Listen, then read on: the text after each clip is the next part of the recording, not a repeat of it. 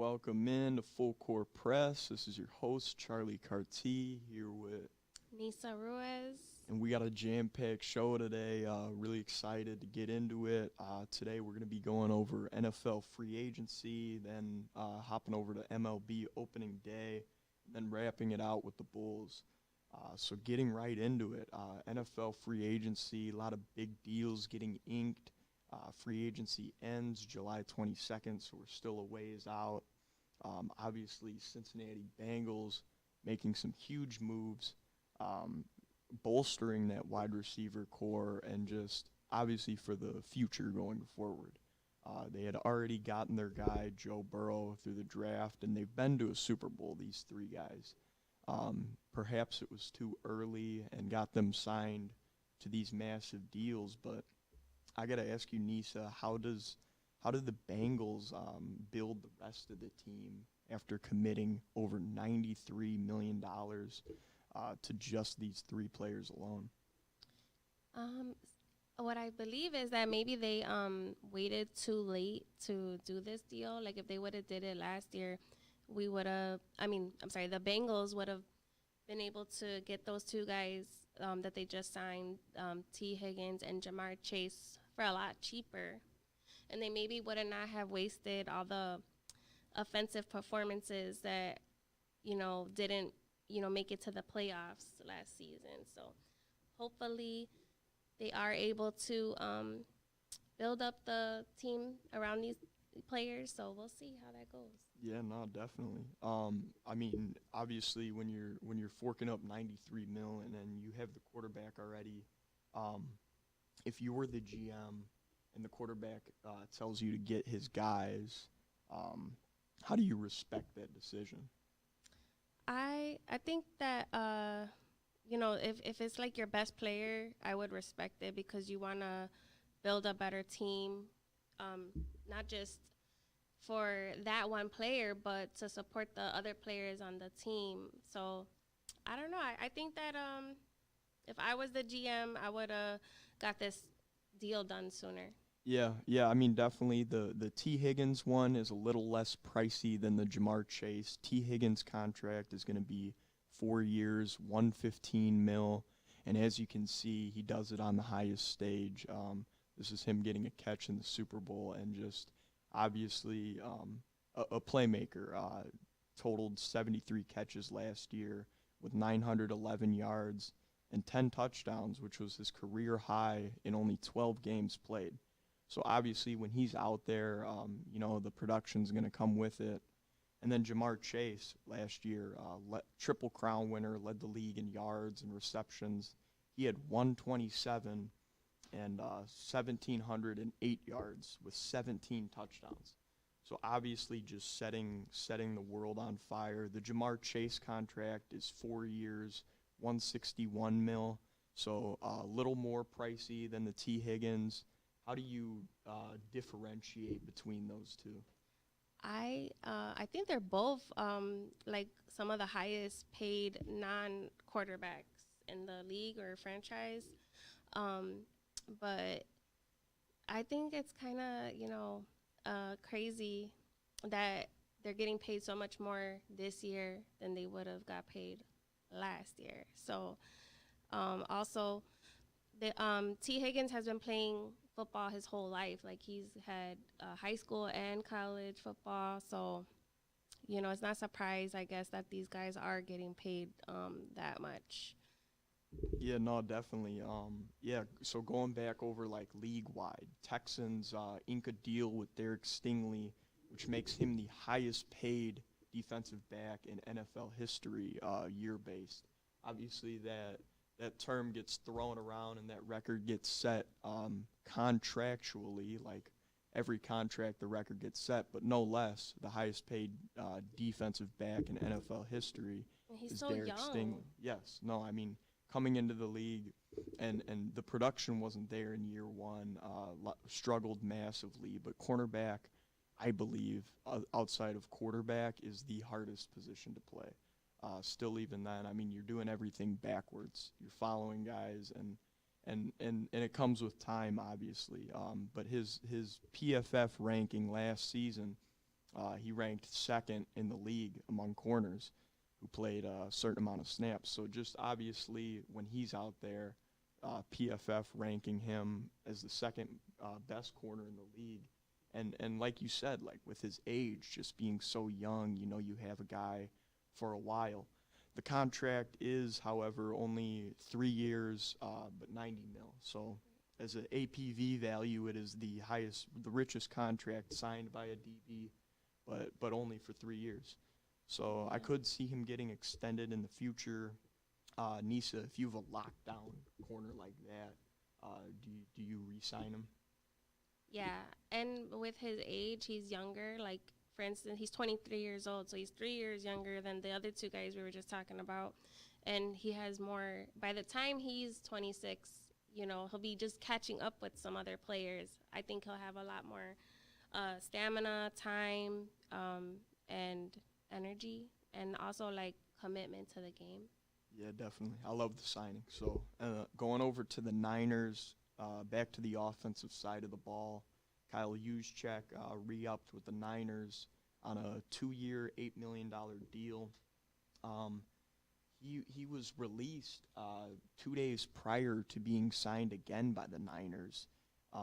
Nisa, a guy like Kyle Juszczyk, nine-time Pro Bowler, Super Bowl appearances, and why do you think a guy like that was cut and then signed back just a couple days later? Honestly, I was about to ask you, Charlie, what's the deal with that? Why did he get cut? Yeah, fill me in. I would I'm assume kinda late on this. just the Niners were making a lot of money-conscious decisions, let a lot of guys walk this offseason, and a guy like Kyle Juszczyk has been there for so long and been that vet. I would assume that they were letting him go just to follow suit with the rest of the players. They only re-signed him back for $8 million. Yeah, they got him back. I mean, being a fullback, he's not going to demand an extreme payday whatsoever. But I mean, when you can lock up a guy like that in a position where you don't need multiple players, it's the best thing you can do for your team. And his age, I guess. If we're looking, he's 33 years old. He's got, you know, he's had more years played, and he's got more wear and tear on his body and less commitment to the game. So yeah, and then going forward, so this Niners team lost a lot of players. Like, how do you think him being a established NFL veteran with Super Bowl appearances can help get this younger team rolling? I mean, hopefully, what I would want to see is somebody with that much experience and that age group you would want to see him be a role model to these younger guys. But considering the fact that he got cut and wondering if there's some behind the scenes reasons, like what is his, I guess, like what kind of respect do they have for this guy? Yeah. I mean, obviously, yeah, you're totally right. If you're letting a guy walk, you have to be okay with not having him on your team anymore. Right. They might have had a second thought about this one and decided to bring him back. So I like that. I like that for the Niners, losing out on a lot of vets, but maybe getting the right ones in there. Also, we had Juju Smith-Schuster going back to KC on a 2-year deal. I mean, yeah, just obviously a baller in Pittsburgh, and then a couple Super Bowl appearances with the Chiefs. What does he bring back to that receiver room? I don't know. We'll have to find out.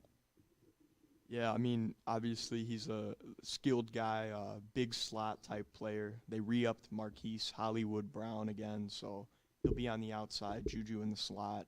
Pat Mahomes is going to produce with whoever his receivers are. But yeah, NFL free agency has been huge. A lot of exciting news. Can't wait to see the jersey swaps, get all the new jerseys and stuff. NFL offseason is wrapping up while the MLB is getting ready to start their regular season. Full court press. The Windy City Bulls, presented by BMO, are tipping off their sixth season in early November as the proud NBA G League affiliate of the Chicago Bulls. All 24 home games at Now Arena in Hoffman Estates feature high-level professional basketball and up-close best-in-class entertainment. Fans of all ages can take advantage of affordable ticket options for all of our biggest events this season.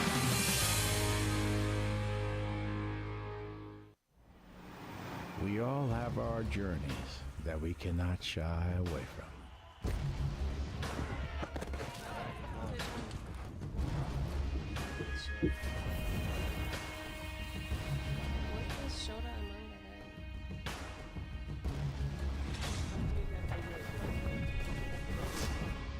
For bulls and their riders, these journeys started before they were even born.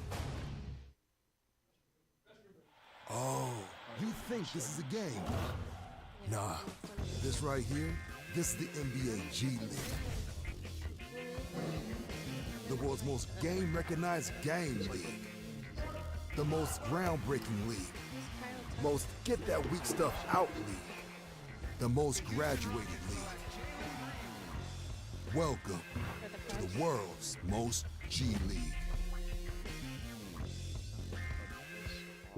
NBAstore.com, the official online store of the NBA, and the world's largest selection of officially licensed NBA fan gear.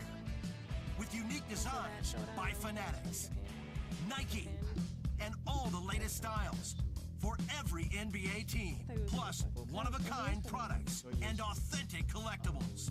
Shop now and get today's special offer. NBAstore.com, a Fanatics experience. The Windy City Bulls, presented by BMO, are tipping off their sixth season in early November as the proud NBA G League affiliate of the Chicago Bulls. All 24 home games at Now Arena in Hoffman Estates feature high-level professional basketball and up-close best-in-class entertainment. Fans of all ages can take advantage of affordable ticket options for all of our biggest events this season. Visit WindyCityBulls.com and grab your family 4-pack for Gus T. Bull's mascot birthday this weekend. Welcome back in. This is Charlie Carty with Full Court Press, here with my co-host Nisa, and we're going to get right into it, talking Cubs. Opening day is coming up.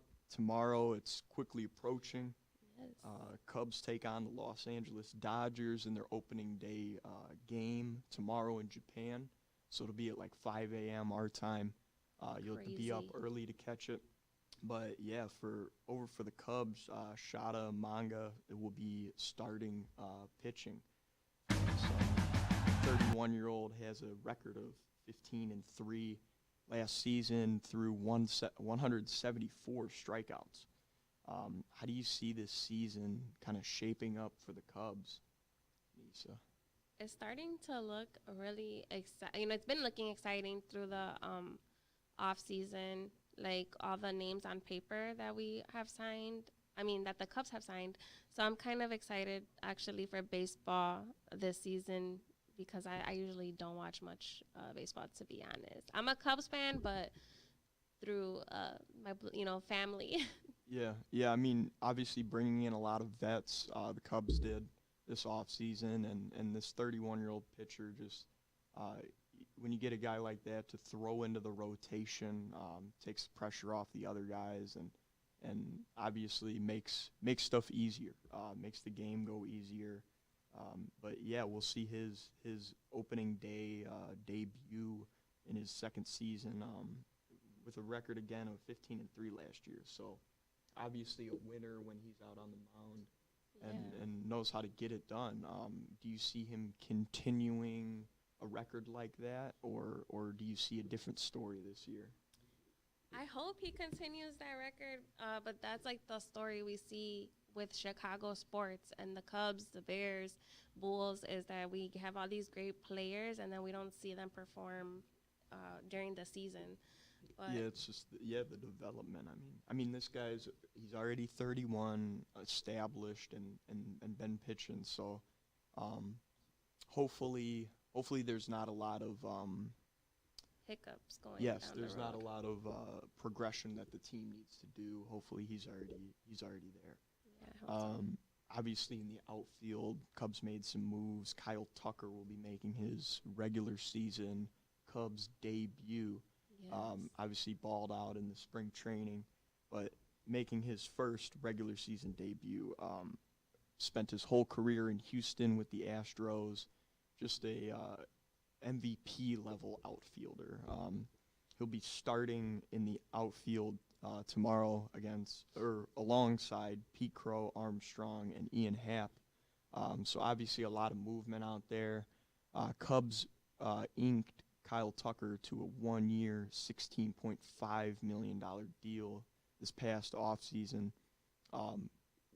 When you sign a guy like that only for 1 year, obviously you're expecting a major extension coming forward. Talking 10 years, 360 mil. Wow. So something massive. And I got to ask you, Nisa, what does he have to show this year to get that deal? Well, he's going to have to continue to be an MVP level player in the outfield, and hopefully we'll see the Cubs go to the playoffs or maybe even the World Series. You know, I actually have a pretty good feeling about this Cubs roster and then the season. So. Yeah, I mean, mixture of young up-and-coming guys and then some solid vets who are already solidified in the league and productive. Dodgers starting pitcher tomorrow is projected to be Yoshibo Yamamoto. He has a career record of 7-2 last year with an ERA of 3.0. Missed a lot of time last year, and trying to get rolling for the start of this year. How bad does it hurt you when you miss a lot of games as a pitcher? You're not able to go out there and do your job. It hurts you a lot, obviously, and we see that with some of the performances this last during the off season. I think we don't really see much negative projections for the future season, but in the last season, you see a lot of situations. Yeah, definitely. With adding veteran leadership to your team, to your young team, what impact do you think that's going to have as opposed to last year? How different do you think a team you're going to see because they have these additions? For the Cubs? Yes. Yeah, I think we're going to see a major difference. I don't think we had a bad season last season for the Cubs. I don't think we've seen a bad season for them. But I think we're going to see even better season just by what we see on paper, the skill of these new players. Yeah, definitely. Cubs taking on the Dodgers. Dodgers obviously powerhouse MLB franchise. And you have the pitchers now. How do you see this game going tomorrow? I don't know. I think it could be pretty.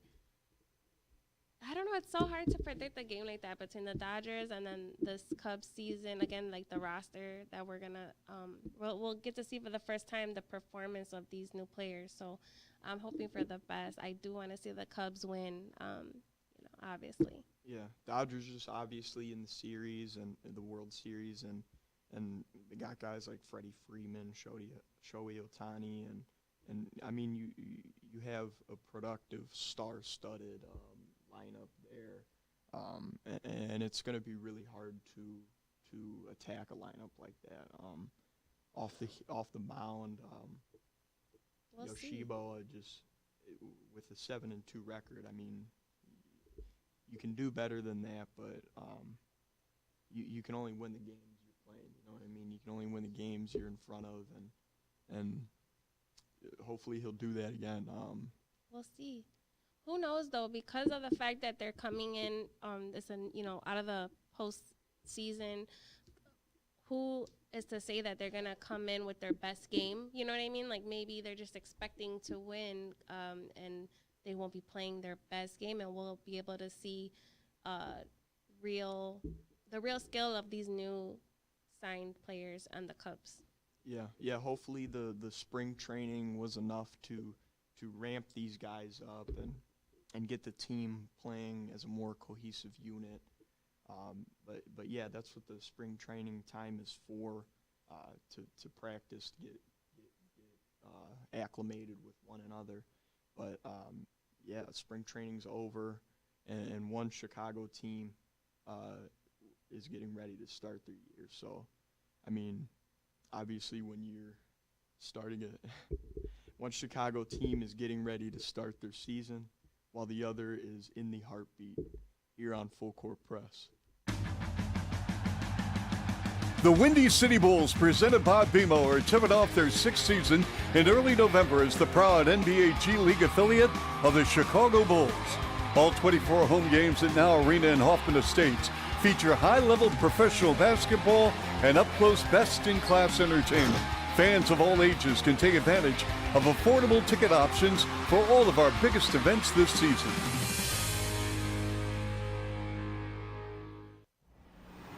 We all have our journeys that we cannot shy away from.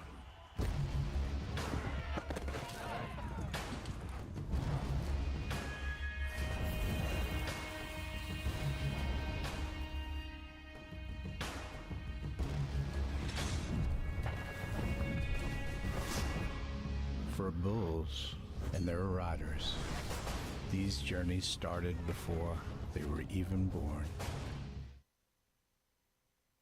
Oh, you think this is a game? Nah, this right here, this is the NBA G League. The world's most game-recognized game league. The most groundbreaking league. Most get-that-weak stuff out league. The most graduated league. Welcome to the world's most G League. NBAstore.com, the official online store of the NBA and the world's largest selection of officially licensed NBA fan gear. With unique designs by Fanatics, Nike, and all the latest styles for every NBA team, plus one-of-a-kind products and authentic collectibles. Shop now and get today's special offer. NBAstore.com, a Fanatics experience. The Windy City Bulls, presented by BMO, are tipping off their sixth season in early November as the proud NBA G League affiliate of the Chicago Bulls. All 24 home games at Now Arena in Hoffman Estates feature high-level professional basketball and up-close best-in-class entertainment. Fans of all ages can take advantage of affordable ticket options for all of our biggest events this season. Visit WindyCityBulls.com and grab your family 4-pack for Gus T. Bull's mascot birthday this weekend. Welcome back to Full Court Press. This is your host, Charlie Carty, with my co-host, Nisa Ruiz. And we're going to hop into it right away. Bulls snapping a 4-game winning streak. Last night, they lose 114 to 117 to the Houston Rockets. Rockets right now sitting second out west, and just really kind of a team no one predicted to go this far. Rockets have been balling.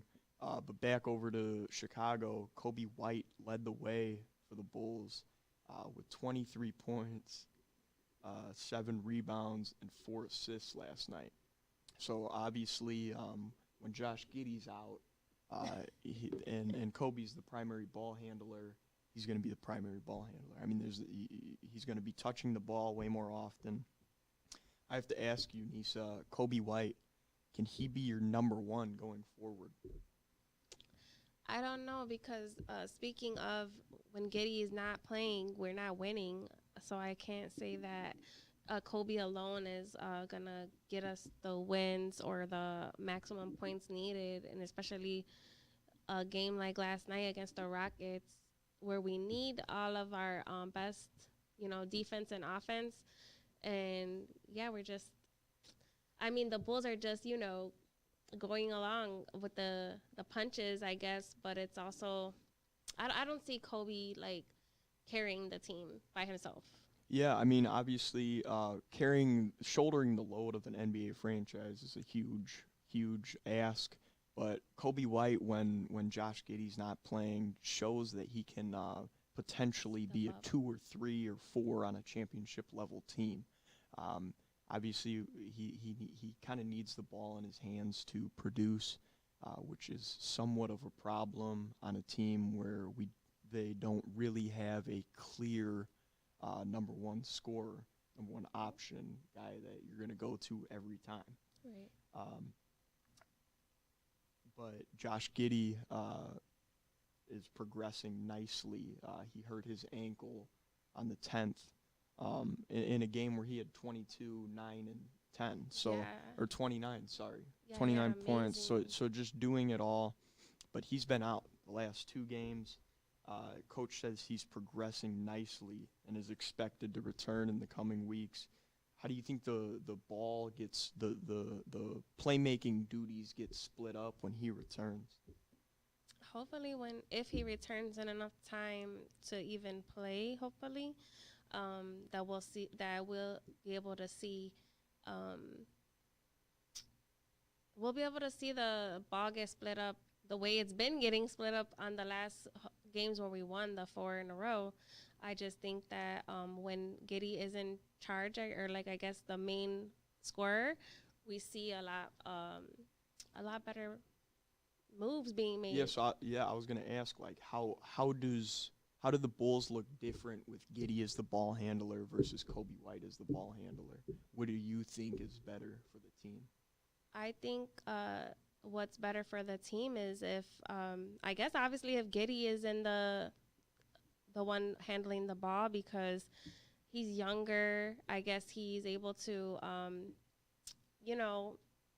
do things differently. I guess I'm not sure what really that he does that's so different. I just think maybe there also could be some, like they play more cohesive with Giddey opposed to Kobe. Like Kobe's like kind of like the star of the show, so who knows how other players may feel towards him. Maybe not necessarily it's Kobe's attitude. It could be the attitude of the other players towards Kobe. Yeah, wanting to win with a guy. I mean, it's your teammates who make you want to compete, and I mean, really, you should compete yourself.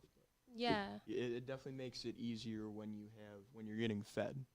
Yeah, and I kind of think in the beginning when Giddey first started, we seen how players were they didn't play with him so cohesively as they do now. So Yeah. he's just growing, and I'm excited to see what his future looks like with the Bulls. Yeah. So yeah, going over to Houston, winning a close one last night, but on the year they're second in the Western Conference, and have been dominating. Really an unexpected domination from Houston. A lot of young guys on that roster, but it seems like they have the right vets. What do you feel about the Rockets' team construction that the Bulls could take and try to replicate? I think like you said, with the younger players, you just obviously with a younger person, they're fresher to the game. Also, they look at things a little different, and then they're able to bring in that mix to the game.